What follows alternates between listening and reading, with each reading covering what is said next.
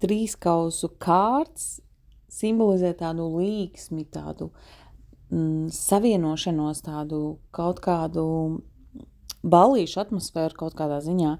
Šajā attēlā ir redzams 3 sievietes, kuras dejo aplī un ir sadavušās tā kā rokās, simbolizējot šo svētku un tādu svinīgu saikni, ja? Un apkārt ir auglīši, tas ir par pārpilnību, un šīs 3 sievietes, viņas atspoguļo uguns elementu, kas ir pašā centrā figūra, ūdens elementu, kas ir pa labi, un gaisa elementu, kas ir pa kreisi. Un 3 kausi, tā ir kā labklājības zīme, tie simbolizē arī pacelšanos virs kaut kādām traģiskiem notikumiem vai vilšanos, ja, šo mūsu to iekšējo prieku, ka mūsu dvēsele vienalga kādus ceļus izvēlās, viņā spēj ieraudzīt to prieku un spēj saglabāt to pozitīvo, teiksim tā, ka kaut kāda tur likste ir notikusi, ja, vienalga mēs paceļamies virs tā ikdienišķā un mēs iekšēji, tā kā mūsu dvēseli vienalga gavilē par to, ka ir dzīva, par to, ka var piedzīvot šo pieredzi, tā ir tāda pacelšanās virs tā ikdienišķā, nevis ieslīgt tajā rutīnā, tajā gruzonā, kas ir, ja, bet tā kā pacelties augšā un vienalga spēt šo līksmi iekšējo saglabāt.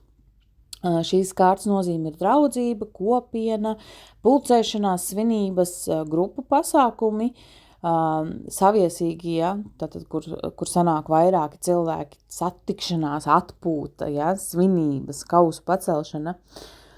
Un negatīvā nozīme būs tankas, tāds kaut kāds arī riebums, ka negrib satikties, vai tur kaut kāda, tieksni varbūt iedzert, ja, kaut kādā bohēmā ieslīgt, jo kausu kārts patiesībā arī ir bieži vien atspoguļojās tur, kur ir alkoholisms, ja.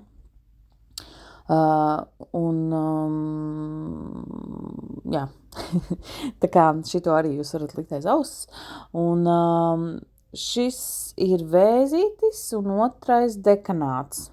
Es nezinu, dekanāts vai dekāts, vai kā viņi tur sauc, bet no 1. jūlija līdz 11. jūlijam. Par šiem astroloģiskiem es viņus jums saku, bet es viņus pati neizmantoju, jūs pašas sajūtat, kā rezonē, kā nerezonē jums šī informācija. Jā, jo es taro kārtas neizmantoju, lai pareģot nākotni, tāpēc es neizmantoju šos astroloģiskos, bet es viņus izmantoju tādā veidā, ka es, piemēram, pastos, šī kārtas konkrētā ir par vēzi un vēzis, jā, tas ir par emocionālo tādu iekšējo kaut kādu, vēzīts kāds ir, ja viņu apbižo, viņš aiztais ciet savu mājiņu un iet gulēt un nenāk ārā 100 gadus, ja. Un šīs ūdens stihijas īpašības arī reizēm negatīvā izpausmē, tas būs tā, ka cilvēks noslēdzās, jo ir ļoti šīs daudz tās emocijas, un viņš tā kā nespēja tikt galā, un viņš aiztaisās ciet, un pie viņa vairs nevar tikt klāt. Tā ir negatīvā vēža tāda īpašība. Tālūk, šeit pievienotās kārtis var redzēt, ka visā šajās 3 kausu kārtīs var redzēt šo līksmi, prieku, svinības, spalvains kājas arī var redzēt, ja? Tā ir tāda savienošanās, tāda kopības sajūta, dalīšanās, tādi svētki.